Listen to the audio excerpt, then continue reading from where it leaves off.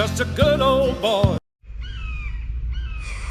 All right, y'all, we are at the little grading project I got going on. Dad's driving a dump truck right now for me. We are cutting a building or extension, a wing extension off this pad. Out through here, it's got to be 12 foot wide, and then I got to put a little bit of a tapered 4-foot extension on that, so about 16 feet wide, and we got to make it drain. And we're cutting this out. It all started and looked like this here all the way back, and we've done like that, and we've done moved all that dirt out of here. We've been making a cut in here. I got the backhoe up there and just cutting it back. Dad backs in here and I load it on the truck. I gotta cut it back in here, and this is where the drainage that comes off the building goes. It drains right back down through here, but it hasn't been draining properly. Whoever done this didn't cut this down deep enough, or it's just filled in over time of runoff. But it's got to be cut back properly where that'll drain off that hill. And I got to get the rest of this out. I've got close to half the dirt out.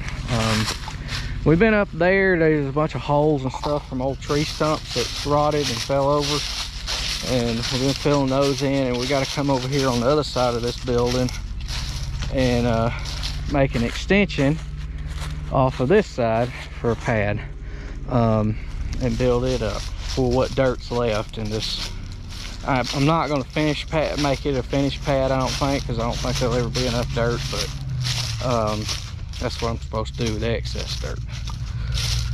So that's what we're doing. I would use the skid steer to do a lot of this, to cut it and everything, but it's full of rock, and that loader, if I ever do any real hard heavy digging with it and whatnot, that valve goes to leaking on that thing. So I'm just using the backhoe.